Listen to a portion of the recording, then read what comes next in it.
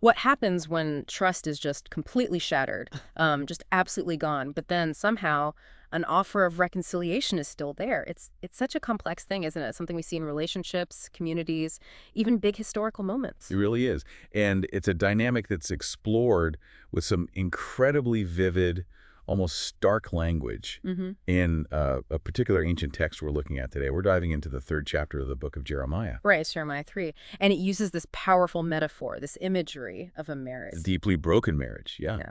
to depict the relationship between God and the people of Israel and Judah. Their unfaithfulness is portrayed as, well, adultery. So our goal here is to really unpack this chapter. What's the nature of this relationship as the text describes it? What are the consequences it lays out for breaking faith? And maybe most surprisingly, where does this offer of hope, of restoration come in? hmm And what's fascinating right from the start is how the text takes these huge spiritual concepts, covenant ideas, and grounds them something so raw and human, so relational. It gives us a window into how, this ancient text views faithfulness, betrayal, and maybe the possibility of repair. Okay, so verse 1 jumps right in with this core analogy. It sets up this hypothetical based on ancient law, right? Exactly. It asks, okay, if a man divorces his wife, she leaves, marries someone else, should that first husband ever take her back? And the text answer is pretty blunt. It is. It says doing so would completely defile the land. It's using this extreme example, something forbidden and seen as deeply polluting in that culture, to underscore the gravity of what it's accusing Israel of doing. So it's saying the betrayal is that profound. Right. From the text perspective, it's like entering this forbidden, defiling situation right from the outset. And the description of Israel's unfaithfulness, it doesn't hold back. It's quite graphic. No, it really isn't holding back. Verse 2 uses language that's meant to, shock. It says, Israel lived as a prostitute with many lovers. The lovers being foreign gods, idolatry. Exactly. Seeking alliances, security, whatever, away from their covenant partner. And the imagery is intense. Look up to the barren heights. Is there any place where you have not been ravished? It paints this picture of them sitting by the roadside waiting for lovers, like a nomad just waiting. Wow. And the text explicitly connects this spiritual prostitution, this wickedness, to the defilement of the land. That kind of language, it's designed to hit hard, isn't it? And the text suggests the spiritual brokenness has, like, physical consequences. Yes, verse 3 makes that connection directly. Tangible results, therefore the showers have been withheld and no spring rains have fallen. So the betrayal affects the land itself, according to the text. Okay. And on top of that, the people's attitude. Uh-huh. It's described as having the brazen look of a prostitute, refusing to blush with shame. There's no outward remorse shown at this point in the text. But then, right after that description of shamelessness, verses 4 and 5 have what sound like words of repentance. They cry out, "My father, my friend from my youth, will you always be angry?" It feels like maybe a shift. It sounds like it, yeah. Mm. But this is where the text gives us a really critical insight into its view on sincerity. It follows those words immediately with, this is how you talk, but you do all the evil you can. Ooh. So a huge contrast between the words and the actions. A massive one. The text is basically saying, look, these words sound good, but the behavior hasn't changed at all. So the insight here is that words alone, even if they sound sorry, are portrayed as hollow, maybe even manipulative if the actions don't line up. That's exactly how the text presents it here. It's not seen as genuine repentance, maybe just an attempt to stop the consequences like the drought, but without any real internal change. Yeah, that definitely resonates with, human experience. We see situations where apologies are made, but nothing actually changes. Why do you think the text uses such extreme language? Prostitution, defilement, what's the goal there? Well, I think the text wants to convey the absolute severity of breaking this covenant relationship. For the original audience, marriage was foundational, and adultery was a profound violation of trust, damaging the whole community. So using that metaphor elevates the spiritual betrayal, turning to other gods, other lovers, to a level they'd immediately grasp as incredibly destructive. Destructive not just to the God relationship, but to their whole existence, symbolized by the land itself being affected. Okay, that makes sense. Let's shift to the next part where Judah comes into the picture, called Israel's sister. Verses 6 and 7 go back to Israel's actions during King Josiah's time, that widespread idolatry on every high hill and under every spreading tree.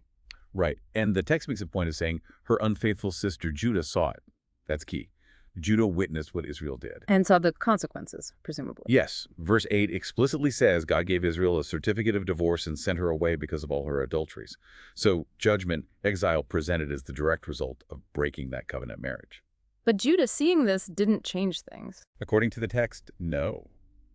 Verse 8 continues, "Yet I saw that her unfaithful sister Judah had no fear.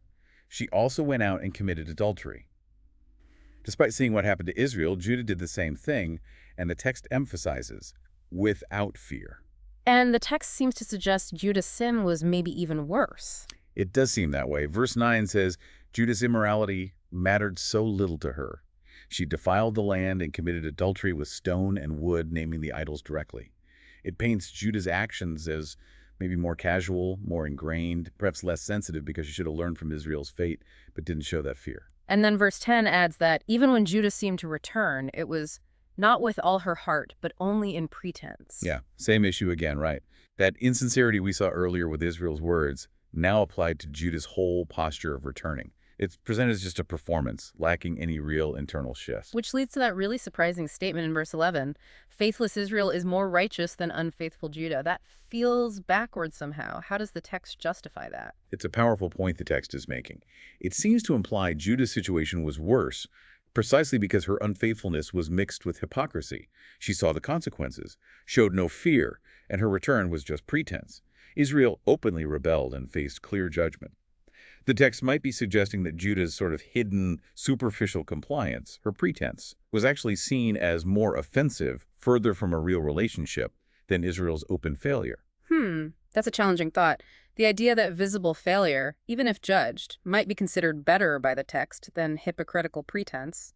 What does that suggest about discerning sincerity, maybe in ourselves too, looking past just the words? Well, the text really pushes for looking beyond the surface, doesn't it? It suggests that seeing consequences should lead to genuine change, a real fear of repeating mistakes, not just trying to avoid the same outcome while the heart remains, as it says later, stubborn. True turning, in this view, requires a sincerity that simple compliance or saying the right things just doesn't have. Okay, so we've seen the brokenness, the comparison, but the chapter doesn't stop there. It takes a turn. A significant turn, yes. The tone shifts dramatically towards an offer of reconciliation of hope. Verse 12 presents God speaking, directing a message toward the north, where Israel was exiled. And the message is this invitation. "Return, faithless Israel, declares the Lord. I will frown on you no longer, for I am merciful. I will not be angry forever." It's a clear shift from judgment to an offer based on mercy. Wow. After all that language about betrayal, there's an open door. Is it unconditional, though, or does the text mention a requirement? There's a clear condition stated in verse 13. "Only acknowledge your guilt. You have rebelled against the Lord your God. You have scattered your favors to foreign gods and have not obeyed me." So, honest confession. Acknowledging the specific wrongs, that's presented as the first step needed for this reconciliation. Exactly. According to the text here, the way back, the way to accept this offer, starts with being humble and honest about the failure. It's not just come back. It's come back by admitting what you actually did. And what does the text promise if they do return? Verse 14 has that incredibly powerful line, "Return, faithless people, for I am your husband," reaffirming that relationship. Right, and it continues with promises for their future, choosing a remnant to bring back one from a town and two from a clan, bringing them to Zion. And, importantly, verse 15 promises good leaders, shepherds after my own heart who will lead you with knowledge and understanding. Future well-being is linked to leadership that's aligned with God and characterized by wisdom. This part really emphasizes mercy, even after such deep failure. What does this text show us about mercy from its perspective? And why is acknowledging the wrong presented as so vital? Well, the text shows mercy here not as just wiping the slate clean automatically, but as an active offer coming from God despite everything. But it is contingent on that response, acknowledging the guilt. You can't, in this view, step into restoration while denying the betrayal. Acknowledging it is framed as essential for the healing the text envisions. And that promise of leaders with knowledge and understanding contrasts sharply with the implication of past destructive leadership, linking restoration to wise guidance. Okay, moving on. The chapter paints this picture of future restoration, and it includes some really surprising elements. Verse 16 talks about a future time when the Ark of the Covenant, people won't even remember it or miss it. That seems huge, doesn't it, given the Ark's importance elsewhere? It absolutely challenges traditional ideas about sacred objects. The text says it will never enter their minds or be remembered. It will not be missed, nor will another one be made. So what might that signify in the context of this chapter's vision? It could suggest a future shift in how God's presence is known or accessed. Maybe the envisioned relationship becomes less reliant on a physical symbol, moving towards something more direct, maybe more internal, or universally known. It's a fascinating hint towards a potentially new way of relating to the divine in this ultimate picture of hope. And then verse 17 expands the vision in Jerusalem called the throne of the Lord, and all nations will gather there. Why? What's the reason given? The reason given is crucial. No longer will they follow the stubbornness of their evil hearts. This future universal worship is linked directly to a fundamental internal change, overcoming that deep resistance, that self-will, which caused the problems in the first place. And the scope becomes global, all nations, not just Israel. Right, which expands the vision of restoration way beyond just the original covenant community. It's a picture of global transformation. Verse 18 then describes the reunion of Judah and Israel coming back together from exile. Yes, a prophecy of national unity, healing those internal divisions, and returning to the promised land. And then verses 19 and 20 circle back to God's perspective, reminding us of the original desire to treat them like children, give them a beautiful inheritance, wanting them to call him Father. It brings back that pain of unfaithfulness, using the marriage analogy one last time. Reinforcing that deep, intended bond, familial, marital, and just how profoundly the betrayal was felt from the divine perspective presented here. So this whole vision of restoration, what's the ultimate hope being presented? And that arc detail, how does showing its eventual irrelevance challenge maybe more conventional ways of thinking about faith? The ultimate hope presented here seems to be a state of really deep healing, internal healing, overcoming that stubbornness, relational healing, reunion, even global unity. And spiritual healing may be more direct connection, symbolized by the ark becoming unnecessary. The text seems to suggest that in full restoration, the reality of God's presence might be so direct or pervasive that even the most sacred physical symbols become secondary. And it clearly identifies that stubbornness of evil hearts as the root problem preventing the desired relationship. Which brings us to the final section, the people's response. Verse 21 describes this sound. A cry is heard on the barren heights, the weeping and pleading of the people of Israel. And it's happening on the same heights where they committed idolatry earlier. It's a really powerful image, isn't it? A full circle. And the reason for the weeping is stated, they perverted their ways and have forgotten the Lord their God. It seems the weight of their actions, maybe the consequences like the drought, has finally sunk in. And then in verse 22, God calls out again, "Return, faithless people, I will cure you of backsliding." And this time, the people's response sounds different. Yes, we will come to you, for you are the Lord our God. Yes, this response, as the text presents it, feels like acceptance, a genuine willingness. And that phrase, "I will cure you of backsliding," suggests God offers an internal healing as part of the restoration. Their affirmation, "You are the Lord our God," is like a recommitment, reestablishing the relationship from their side. Then verse 23 shows this clear realization. Surely the idolatrous commotion on the hills is a deception. Surely in the Lord our God is the salvation of Israel. They're calling out their past actions as a lie. That's a huge turning point in their understanding, as the text shows it. Acknowledging that what they chased elsewhere brought only ruin, that it was false. Yep. True salvation, deliverance, security, well-being is found only in that relationship with God. And the final verses, 24 and 25, are this really comprehensive confession. They talk about the consequences, the shameful gods consuming everything. They express deep shame, let us lie down in our shame, and then the full admission, we have sinned from our youth till this day we have not obeyed. It's a profound confession that's depicted here. It covers the material cost, the human cost, expresses that deep shame, and owns a long generational history of disobedience. It suggests a really deep, painful grasp of the consequences of their betrayal within the chapter's narrative. What connection does the text seem to make between feeling that shame and finally acknowledging the sin? And what does finding salvation in God mean here versus the deception they now recognize? The text seems to link the shame not just as an emotion, but as a necessary humbling. It's part of facing the reality of the failure and its devastating impact. It's presented almost as integral to genuine acknowledgement and turning back.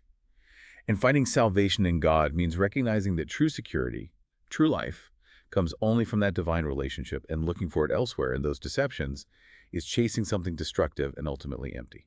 So looking back at Jeremiah 3, it's quite a journey, isn't it? Through that intense marriage metaphor, the stark comparison of Israel and Judah, that surprising verdict, Hmm. then the shift to God's offer of mercy, conditional on acknowledging guilt, that vision of future hope, including the arc detail and the global scope, and ending with the people's response weeping, confession, turning back. Yeah, the key themes the text leaves us with are pretty powerful.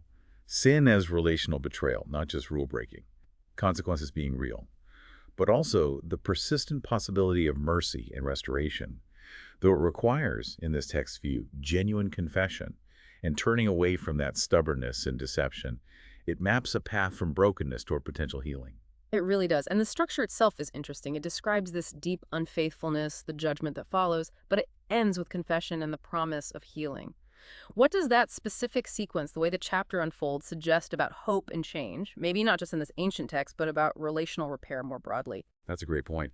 The text structure suggests that even after profound betrayal and consequences, hope isn't necessarily extinguished.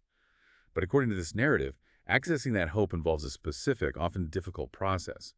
Confronting the truth, maybe experiencing the consequences or shame, and then actively responding to an offer of reconciliation with honesty. Moving from pretense or denial to sincere commitment, it really lays out a pathway from deep brokenness towards potential restoration, emphasizing how crucial honesty and genuine turning are in that journey.